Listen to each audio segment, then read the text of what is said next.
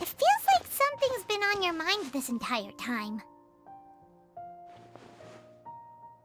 Traveler, Paimon. I finally found you. Finally? Did something happen? Don't you feel like there's something off about this year's Akademiya extravaganza? When Candace and I were at the cafe earlier, we might have caught sight of some mercs on business. Thing is, they were disguised as tourists here to shop. But no disguise can mask the stench of blood. Just from their suspicious looks, I bet they do dirty work like kidnapping or assassinations. We eavesdropped on them for a while. Their target seems to be someone called Sachin. Sachin? Isn't that the person who Karina mentioned during the opening ceremony? He's apparently the sponsor behind the competition prizes and the Diadem of Knowledge, but he hasn't shown himself at all. Sounds like a rich person, all right. It makes sense now. The Eremites have been struggling to make ends meet recently, so a lot of groups have been doing private work that involves the rich. In their words, one gig sets you up for half a year. Just one job like this nets them enough mora to take it easy for a while. The extravaganza has brought many tourists to Sumeru City all at once, so it's likely that they took advantage of the bustle to sneak in. Dia and I wanted to directly capture them, but they were on guard and made some excuse to slip away. I would have tied him up if it wouldn't have caused a scene. Who's legally supposed to take care of this kind of thing? The Matra or the Core of 30? If Sino were here, he'd definitely get involved. Why don't we head over to the Akademiya and tell a matra? Thanks a million, you two. Not at all. It was coincidence on our part as well. Yeah, don't sweat it. The Eremites' reputation is gonna get even worse if these scumbags succeed. But this is Sumeru City. Candace and I don't have as much freedom to act here, so we're leaving this in your hands. Should you require our aid, come find us at the cafe.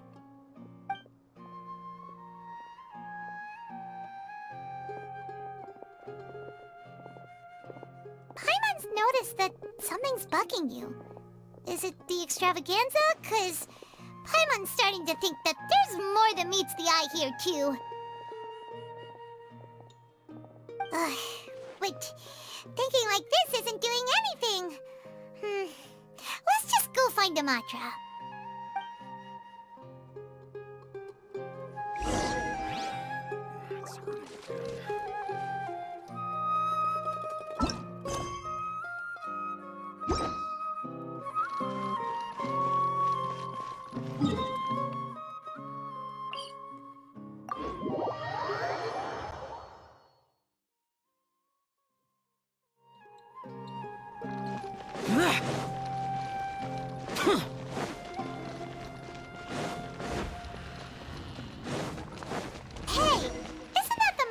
Investigated Siraj with?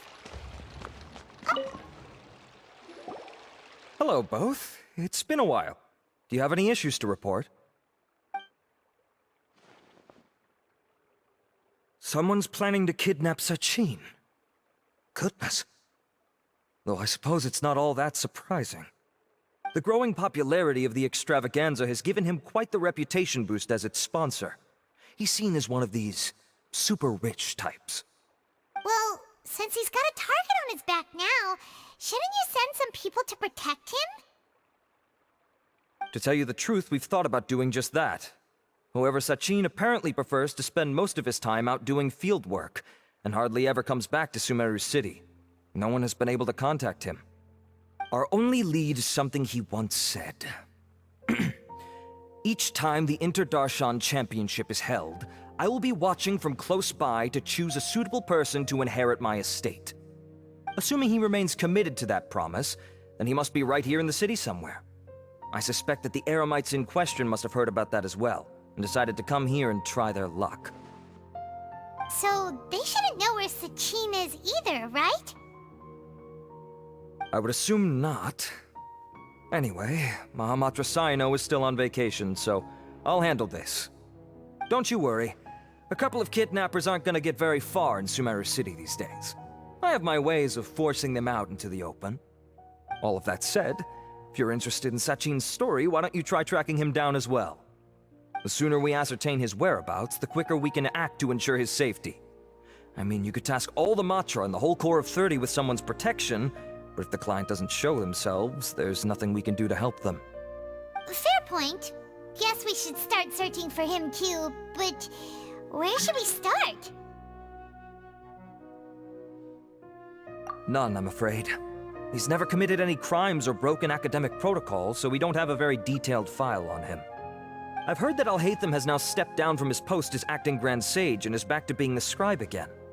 Maybe it's worth checking to see if he knows anything. Good idea! Okay, we'll head back to the extravaganza venue and see if we can find him.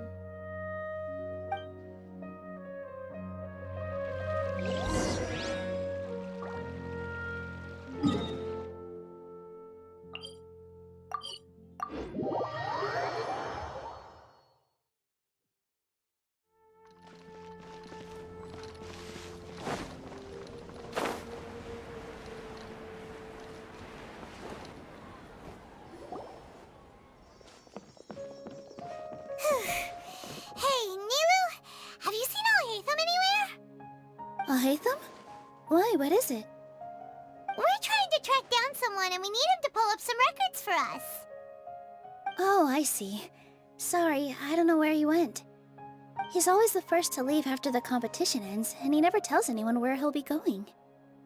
Huh. Yeah, actually that sounds about right for him. Let me think. To be honest, he doesn't seem very interested in the extravaganza, so he probably doesn't stick around longer than he has to. To him, being a commentator is just extra work he was roped into. Do you guys know of any places he'd go after work? There's still one more round to go. Would he really go to a tavern in the middle of the competition? Oh, here's a thought. Maybe he just went straight home. Paimon remembers that his house isn't that far from here, so we might as well check it out.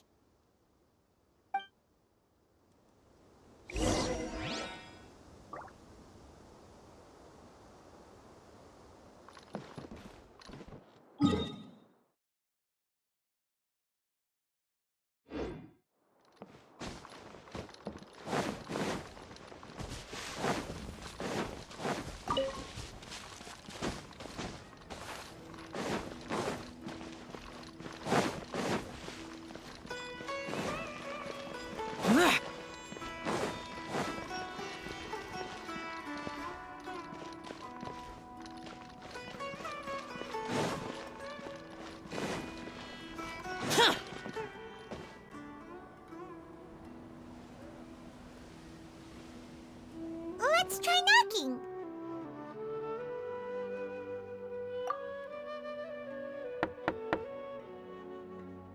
No answer? Maybe no one's home. Hello? Alhaitham? Are you in? We need your help with something. Oh, it's you two? Oh, Kaveh, you're home! Come on in, I'll get the door for you.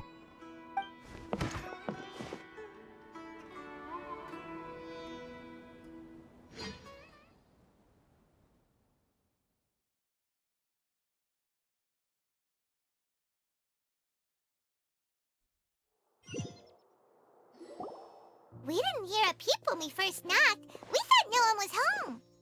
Well, I can't be too careful. If someone from the Akademiya came here looking for Alhaitham, and I opened the door for them without thinking, before long the whole city would know that I'm living here. You're pretty conscientious about this, huh? So, what happens if someone comes inside looking for him while you're at home? It's fine, as long as I stay in my own room. Anyway, why would someone just barge in here looking for him? Most people have better things to do. Fair enough. So do you know where he is at the moment? What do you think? Who knows what he does in his free time? All that matters to me is that he's out of the house.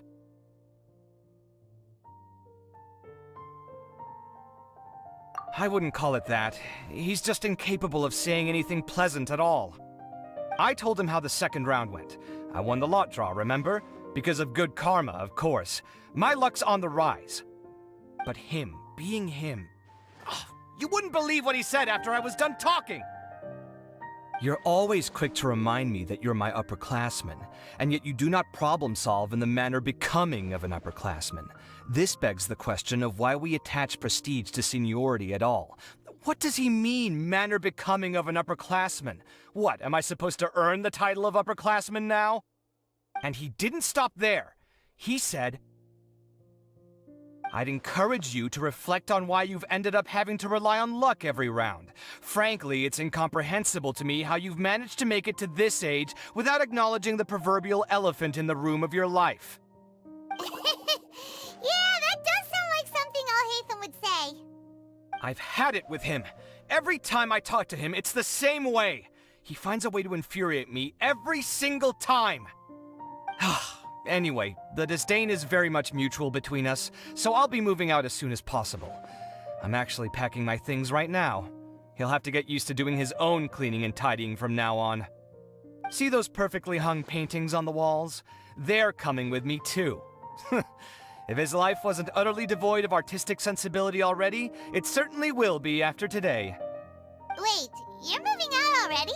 But the competition isn't even over yet. How can you afford it? Well, obviously I can't just yet. I'm just packing early to get ahead of the game. I've got my new place picked out already. The moment I have my hands on the prize money, I'm going to buy it and move my things right in. It'll take me 3 days tops to move out of here for good. I now know what I have to do to achieve this goal. No matter what happens in the third round, I will win. I will emerge triumphant. You'll see. Well, we'll be rooting for you. But are you sure you'll be alright?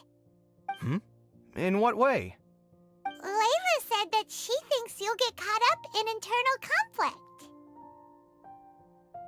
Meaning what exactly?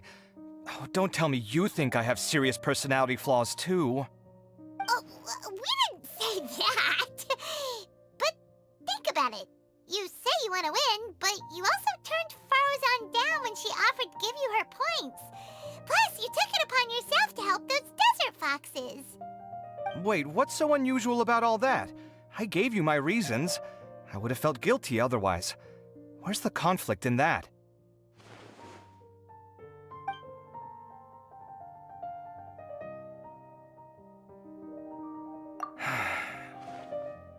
Well, when you put it like that, yes, why indeed? It's a good question. I guess it's just in my nature. Plus, if I just did nothing, then there'd be no escaping the blame if something bad came of it later down the line. But thinking like that all the time must make your life so exhausting. Not to mention that by helping out, you put yourself at risk. Fainting in the middle of the desert, for example. Was that really worth it? It's complicated. Look, let's maybe leave this conversation for another time. What was it you needed Alhaitham's help with, anyway?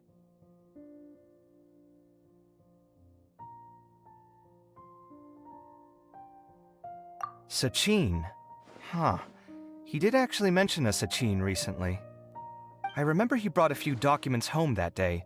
He was thinking out loud as he looked through them, making some notes and doodling as he went. He even suggested that I should take a look, but I didn't. Give me a moment. Let me go find them.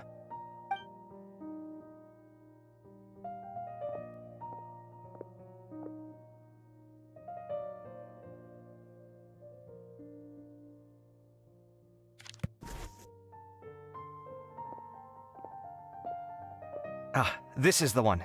Here, take it. You sure he'd be okay with this? With taking liberties?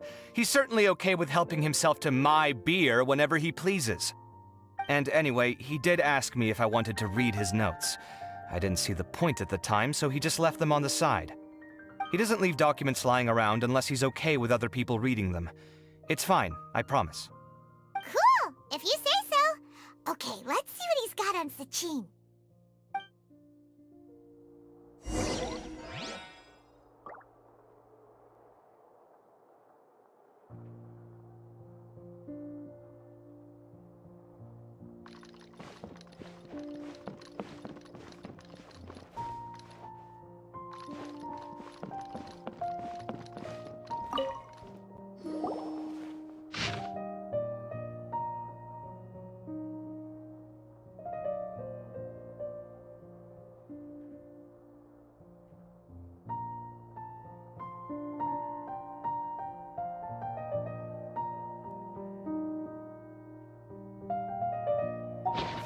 A lot of information.